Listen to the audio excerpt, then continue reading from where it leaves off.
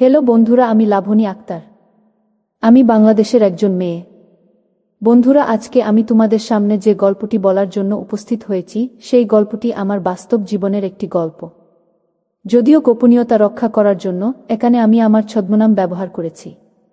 যাই হোক বন্ধুরা, কথা না বাড়িয়ে মূল গল্পে চলে আসি।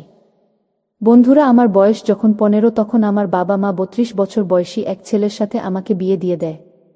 যদিও তখন আমি বিবাহ বন্ধনে আবদ্ধ হতে খুব একটা আগ্রহ ছিলাম না, তারপরেও বাবা মায়ের মন রক্ষা করতে আমাকে শেষ পর্যন্ত বিয়েতে রাজি হতেই হলো। চোখের মধ্যে অনেক স্বপ্ন ছিল, মনে অনেক আশা ছিল, পড়ালেখা করে অনেক ভালো করব, চাকরি বাকরি করব, নিজের পায়ে দাঁড়াবো। কিন্তু সেই স্বপ্নই রয়ে গেল। মাত্র 15 বছর বয়সে স্বামীর সংসারে গিয়ে ঘর বাঁধতে হলো আমাকে। যাই হোক বন্ধুরা, বিয়ের পর আমি এবং আমার স্বামীর মধ্যে ভালোই চলছে। আমরা খুব হ্যাপি ছিলাম। আমার স্বামীও খুব হ্যান্ডসাম ছিলেন। স্বামী হিসেবে তাকে পেয়ে সত্যি আমি খুব গর্বিত ছিলাম। আমার স্বামী আমার প্রতি অনেক কেয়ার করত। যদিও তার বয়স আমার তুলনায় একটু বেশি ছিল, তারপরও সে আমাকে অসম্ভব ভালোবাসত। এইভাবে আমাদের মধ্যে সুখ দুঃখ মিলে আমাদের দাম্পত্যময় জীবন প্রায় 7 বছর অতিবাহিত হয়ে গেল। বন্ধুরা, আমরা সকল দিকে থেকে সুখে ছিলাম, কিন্তু একটা দিক দিয়ে আমরা অসুখী ছিলাম।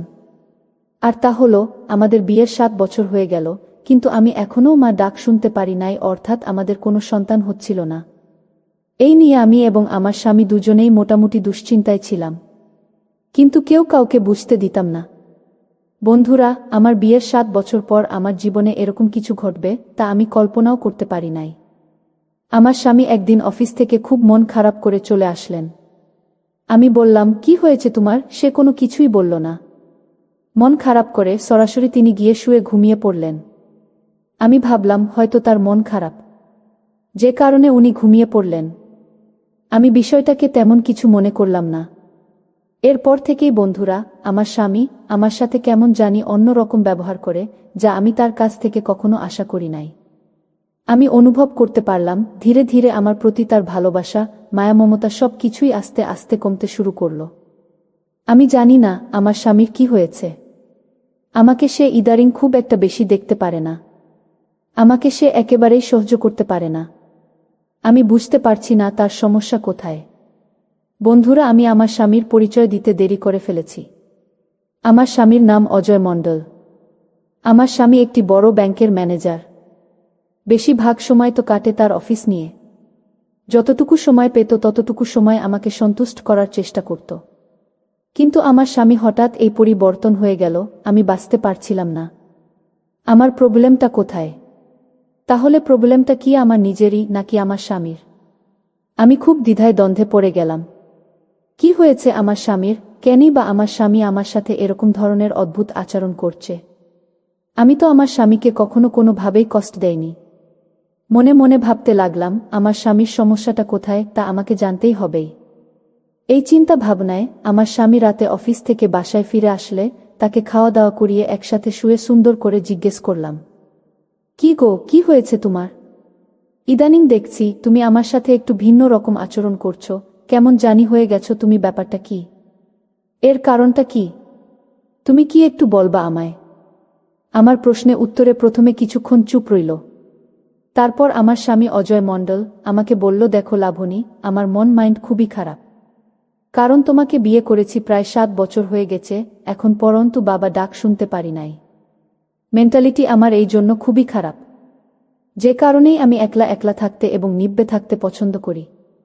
লাবণী, আমি এমন একটা পর্যায়ে আছি যেখানে না পারছি তোমাকে কিছু বলতে, না পারছি বিকল্প কোনো কিছু করতে। কিন্তু আমার তো ভবিষ্যৎ প্রজন্ম দরকার লাবণী, আমি তোমাকে কিভাবে বুঝাবো? এই মুহূর্তে আমার অনেক অনেক ইচ্ছা বাবা ডাক শুনতে। লাবণী, আমি জানি না সমস্যাটা কার, তোমার না আমার। আমি বললাম, ওগো আমার প্রাণের স্বামী, তোমার যদি কোনো ডাউট থাকে তাহলে চলো আমরা পরীক্ষা করে দেখি, তাহলেই তো বোঝা যাবে সমস্যাটা কার, তোমার না আমার। আমার কথা শুনে আমার স্বামী অজয় মণ্ডল আমাকে বলল, হ্যাঁ তাই মনে হয় বেটার হবে। তাহলে চলো আমরা আগামীকালকে ডাক্তারের কাছে পরীক্ষা করে দেখি সমস্যাটা কার। তারপর বন্ধুরা, আমার স্বামীর কথা অনুযায়ী আমি এবং আমার স্বামী মিলে একজন ভালো বিশেষজ্ঞ ডাক্তারের কাছে আমরা চলে গেলাম। ডাক্তার সাহেব আমাদের দুজনকে দেখে পরীক্ষা দিলেন। প্রথমে আমার স্বামীর পরীক্ষা, তারপর আমার পরীক্ষা করলেন। আর এদিকে আমরা পরীক্ষার রিপোর্টের জন্য বসে অপেক্ষা করছি। প্রথম দিন ডাক্তার বাবু আমাকে এবং আমার স্বামীকে খুব নরমাল পরীক্ষা দিয়েছিলেন এবং সেখানে আমাদের কারো সমস্যা ধরা পড়ে নাই। তাই ডাক্তার সাহেব বলেছিলেন, আজকে আমি প্রাথমিক চিকিৎসা করেছি, আর যদি তাতে কিছু না হয় তাহলে আপনারা 1 সপ্তাহে পরে আসবেন, আপনাদেরকে আমি খুব ভালো করে চেক আপ করে দেখব। তবে আমার দীর্ঘ বিশ্বাস, আপনাদের এই পরিমাণ ওষুধ খেলেই আশা করি আপনাদের সমস্যা দূর হয়ে যাবে। ডাক্তার বাবুর কথা শুনে আমি মনে মনে অনেকটা সাহস পেলাম আর মনে মনে ভাবলাম, হয়তো ডাক্তার বাবুর চিকিৎসায় আমাদের উদ্দেশ্য সফল হয়েও যেতেও পারে। আমি এবং আমার স্বামী মিলে ওই ডাক্তার বাবুর পরামর্শ অনুযায়ী ওষুধ সেবন করতে শুরু করলাম। কিন্তু সপ্তাহ খানিক সেবন করার পর আমরা দুজনেই আবার ডাক্তার বাবুর কাছে গেলাম। ডাক্তার বাবু আমাদেরকে আরও কিছু ওষুধ দিয়ে বললেন, আপনারা 1 মাস পরে যোগাযোগ করবেন, আপনাদের সমস্যার সমাধান হয়েছে কিনা তা আমি 1 মাস পর বুঝতে পারব। তবে আপনাদের কাছে আমার বিনীত অনুরোধ, আপনারা নিয়মিত ওষুধগুলো খেয়ে যাবেন। আমি বললাম, ঠিক আছে ডাক্তার সাহেব, আপনি কোনো টেনশন করবেন না, আমি এবং আমার স্বামী মিলে নিয়মিত ওষুধগুলো খেয়ে যাবা। তারপর বন্ধুরা ডাক্তার সাহেবের কাছ থেকে আমরা বিদায় নিয়ে চলে আসলাম। তারপর আমরা দীর্ঘ 1 মাস দুজন মিলে নিয়মিত ওষুধগুলো খেলাম। ওষুধগুলো খাওয়ার পর আমি এবং আমার স্বামী দুজনে মিলে পুনরায় ডাক্তারের কাছে গেলাম। ডাক্তার সাহেব আমাদের পরীক্ষা নিরীক্ষা করে বললেন, আপনাদেরকে ইতিপূর্বে প্রাথমিক একটা পরীক্ষা করেছিলাম, কিন্তু আমার মনে হচ্ছে এরকম পরীক্ষায় কিছু হবে না। আপনাদের দুজনকে আরও ভালো করে পরীক্ষা করতে হবে। আমি বললাম, ডাক্তার সাহেব আপনার যেভাবে ইচ্ছা সেভাবে পরীক্ষা করেন, তবে পরীক্ষার আউটপুটটা যেন ভালো হয়। ডাক্তার সাহেব বুঝতেই তো পারছেন, আমাদের এই সমস্যার কারণে আমাদের দুজনের মনের ভিতরে গন্ডগোল চলতেছে।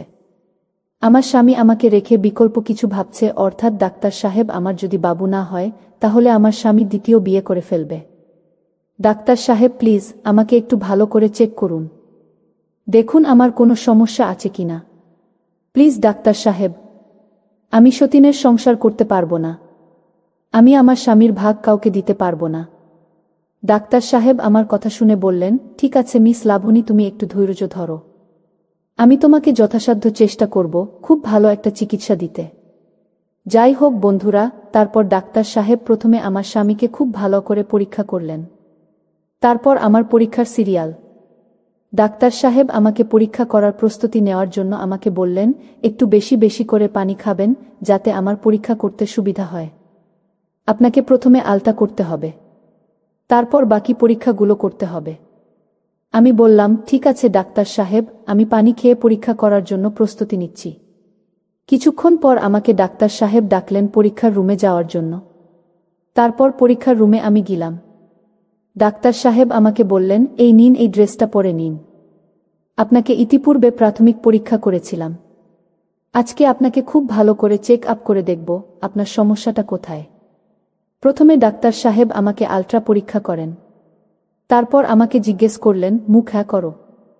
ডাক্তার সাহেব আমার চোখ দেখলেন, এভাবে অনেকক্ষণ আমাকে পরীক্ষা নিরীক্ষা করে দেখছিলেন। হঠাৎ ডাক্তার সাহেব আমাকে বললেন, আপনাকে এভাবে পরীক্ষা করলে হবে না, পরীক্ষার মডেলটা একটু ঘোরাতে হবে, আপনি একটু ঘুরেন দেখি। তারপর আমি ডাক্তার সাহেবের কথা অনুযায়ী একটু ঘুরলাম। ডাক্তার সাহেব আমাকে যতটুকু পরীক্ষা করার ঠিক ততটুকুই পরীক্ষা করেছিলেন, কিন্তু ডাক্তার সাহেবের পরীক্ষাটা আমার কাছে মনে হয়েছিল একটু ভিন্ন রকম ছিল। আমি বারবার ডাক্তার সাহেবকে বলছিলাম, ডাক্তার সাহেব আপনি আমাকে এভাবে পরীক্ষা করছেন কেন? তখন ডাক্তার সাহেব আমাকে বললেন, মিস লাবণী, তোমাকে যেভাবে পরীক্ষা করার কথা আমি ঠিক সেভাবেই পরীক্ষা করছি, তুমি কোনো চিন্তা করো না, তোমার পরীক্ষা আমি খুব ভালো করেই করব, তোমার রোগ তো নির্ণয় করতে হবে নাকি? তখন আমি ডাক্তার সাহেবকে বলেছিলাম, ডাক্তার সাহেব আপনি আমাকে যেভাবে পরীক্ষা করছেন তাতে আমি কিছুটা আনইজি ফিল করছি। তখন ডাক্তার সাহেব আমাকে বললেন, মিস লাবণী, ডাক্তারদের কাছে কোনো কিছুই গোপন রাখতে নেই, ডাক্তাররা হচ্ছে তোমার বাবার সমতুল্য, ডাক্তারদের কাছে তুমি সবসময় বিস্তারিত বলার চেষ্টা করবে, তাহলে ডাক্তাররা তোমার সঠিক রোগটা নির্ণয় করতে পারবে এবং তুমি উপযুক্ত একটা চিকিৎসা পাবে, বুঝতে পেরেছ মিস লাবণী? আমি বললাম, জি স্যার। তারপর বন্ধুরা ডাক্তার সাহেব আমাকে বলল, যান যান, আপনি গিয়ে ওই বেডে শুয়ে পড়ুন। ডাক্তার সাহেবের কথাই আমি ওই বেডে গিয়ে শুয়ে পড়লাম। অতঃপর ডাক্তার সাহেব তার মতো করে আমাকে পরীক্ষা করছিলেন। কিছুক্ষণ পর ডাক্তার সাহেব আমাকে বললেন, দেখুন মিস লাবণী, আমি আপনাকে এবং আপনার স্বামীকে খুব ভালো করে পরীক্ষা করে দেখেছি, কিন্তু আপনার স্বামীর সমস্যা আছে, বাট আপনার কোনো সমস্যা নেই। আপনার স্বামীর ধারা হয়তো আপনার এরকম উদ্দেশ্য আর সফল হবে না, এই জন্য আপনাকে বিকল্প কোনো কিছু চিন্তা ভাবনা করতে হবে, তাহলে কেবল আপনার উদ্দেশ্য সফল হবে। আমি বললাম, ডাক্তার সাহেব, বিকল্প কিসের চিন্তা ভাবনা? তখন ডাক্তার সাহেব আমাকে বলল, আমাদের কাছে বিকল্প কিছু সিস্টেম রয়েছে, তবে তুমি যদি সম্মতি দাও তাহলে আমরা সেটার জন্য চেষ্টা করব। সাধারণত আমরা সবাই ওই সিস্টেমের কথা বলি না, যাদের খুব জরুরি প্রয়োজন তাদেরকে আমরা বলি। তারপর ডাক্তার সাহেব আমাকে বললেন, মিসেস লাবণী, আপনার কি বাবু লাগবেই? আমি বললাম, ডাক্তার সাহেব, একটা বাবুর জন্য আমার সংসারটা ভেঙে যাচ্ছে, আপনি যে কোনো মূল্যে একটা বাবুর ব্যবস্থা করে দিন। তখন ডাক্তার সাহেব আমাকে বললেন, মিস লাবণী শান্ত হন, দেখি আপনার জন্য আমি কি করতে পারি। কিছুক্ষণ পর ডাক্তার সাহেব আমাকে উদ্দেশ্য করে বললেন, লাবণী, তোমার যদি বাবুর বিশেষ প্রয়োজন হয় তাহলে আমি যা বলি তোমাকে তাই করতে হবে। তুমি কি আমার শর্তে রাজি? আমি বললাম, জি ডাক্তার সাহেব, আপনার যে কোনো শর্তে আমি রাজি। তারপর ডাক্তার সাহেব আমাকে বললেন, আমি যদি বলি আপনি আমার সাথে একটি জায়গায় যেতে হবে, তাহলে কি যাবেন? যদি যান তাহলে আপনার উদ্দেশ্য সফল হবে, তা না হলে সম্ভব না। আমি বললাম, ডাক্তার সাহেব, আমি রাজি, আপনি আমাকে নিয়ে চলুন, কোথায় নিয়ে যাবেন? তারপর বন্ধুরা, ডাক্তার সাহেব আমাকে একটি রুমে নিয়ে গেলেন। নিয়ে যাওয়ার পর এমন একটি ট্রিটমেন্ট করেছিল যে ট্রিটমেন্টের বিনিময়ে আমার উদ্দেশ্য সফল হয়েছিল। এভাবে বন্ধুরা একবার দুইবার নয়, 4 বার আমার উদ্দেশ্য সফল হতে করতে সক্ষম হয়েছিল। এখন বন্ধুরা, আমি আমার স্বামীর সংসার নিয়ে খুব সুখে আছি। তবে বন্ধুরা, তোমাদের কাছে আমার বিনীত অনুরোধ, তোমরা অনেক সময় আমাদের মতো মেয়েদেরকে ভুল বুঝো। সন্তান না হওয়ায় বিকল্প চিন্তা ভাবনা করো, পরীক্ষা নিরীক্ষা করেও দেখো না কার সমস্যা। সমস্যা থাকে তোমাদের, কিন্তু এর দায়ভার পড়ে আমাদের উপরে, কিন্তু সেটা ঠিক না। মেডিকেল সায়েন্স অনুযায়ী সন্তান জন্মদানে মায়ের ভূমিকা 0% আর পিতার ভূমিকা 100%। এর দায় যদি তোমরা আমাদের মতো মেয়েদের উপর ছেড়ে দাও তাহলে আমাদের সমাজে আমার মতো এরকম ধরনের ভুল সবাই করবে, তাদের সংসার বাঁচানোর জন্য, তাদের নিজেদের ইমেজ ধরে রাখার জন্য তারা এরকম ধরনের ভুল করেই যাবে।